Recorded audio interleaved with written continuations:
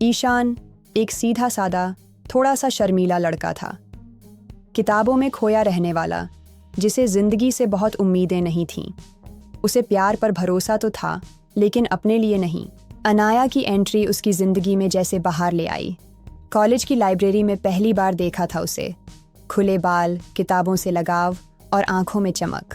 वो पल था जब ईशान की दुनिया बदल गई।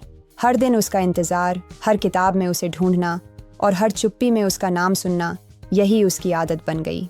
धीरे धीरे दोनों की बातचीत शुरू हुई।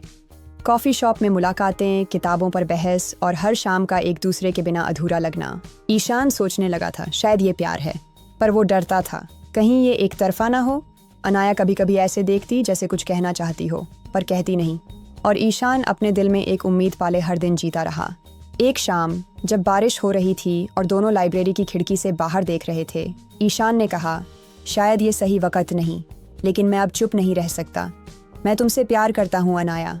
अनाया चौंक गई। कुछ पलों की चुप्पी के बाद उसने कहा, मैं भी, लेकिन उस लेकिन ने ईशान का दिल हिला दिया। अनाया ने बताया, उसकी फैमिली का तबादला हो रहा है। वो अगले महीने अमेरिका जा रही है और शादी तय है। मर्जी से नहीं, मगर मानना होगा। ईशान ने बहुत कोशिश की समझाने की, रोकने की, लेकिन कुछ चीज़ें हमारे बस में नहीं होती। आखिरी मुलाकात में अनाया ने बस इतना कहा, मैं हमेशा तुम्हारा प्यार रहूंगी, भले ही किसी और की ज़िंदगी में जाऊं। वो चली गई और ईशान की दुनिया वहीं रुक गई, उसी बारिश में, उसी खिड़की के पास। सालों तक ईशान ने खुद को खो दिया, किसी से नहीं जुड़ पाया। दिल जैसे अब किसी के लिए धड़कना ही नहीं चाहता था। लेकिन वक्त ने उसे बदलना सिखाया। वो एक लेखक बन गया, जिसने सिर्फ अनकही मोहब्बत पर लिखा। हर कहानी में, हर पंक्ति में अनाया की झलक थी। एक दिन एक बुक साइनिंग इवेंट में भीड़ में उसे एक जानी पहचानी मुस्कान दिखी। अनाया अब भी वैसी ही थी, बस थोड़ी थकी हुई। ईशान चौंका। वो सामने आई और बोली, तुमने हर कहानी में मुझे जिंदा रखा और मैं तुम्हें कभी भूल नहीं पाई। उसने आगे कहा, मैं अब आज़ाद हूँ। शादी टूटी पर आत्मा जिंदा रही, क्योंकि उसमें तुम थे। ईशान ने उसकी आंखों में देखा, वही अनकही मोहब्बत, वही सच्चाई। लेकिन अब सब बदल चुका था। ईशान ने मुस्कुराकर कहा, दिल टूटने का दर्द बहुत गहरा था, लेकिन तुमसे प्यार करने का सुख वो आज भी सबसे अनमोल है। अनाया की आंखें भर आईं। वो दोनों कुछ देर साथ बैठे, चुपचाप, जैसे कुछ नया कहने की जरूरत नहीं थी। एपिलॉग, अधूरा मगर सच्चा। ईशान और अनाया फिर कभी साथ नहीं आए, लेकिन वो एक मुलाकात, एक क्लोजर बन गई। ईशान ने अपनी अगली किताब के पहले पन्ने पर लिखा, कुछ रिश्ते मुकम्मल नहीं होते, लेकिन वो जो दे जाते हैं वो पूरी जिंदगी जीने के लिए काफ़ी होता है। जब अनाया चली गई थी, ईशान को सबसे ज़्यादा उसकी हंसी की कमी खलती थी।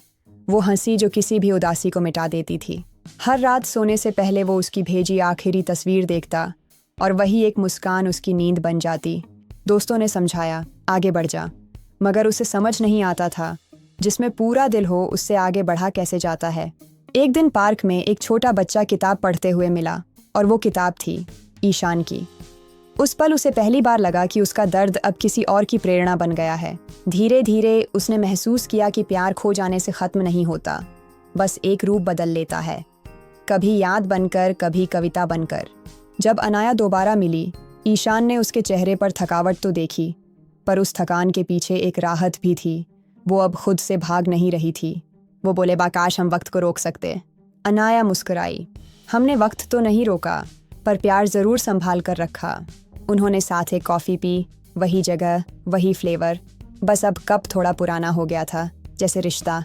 ईशान ने कहा, अगर तुझसे दोबारा प्यार करने का मौका मिले, मैं फिर वही गलती करूँगा, हंसते हुए।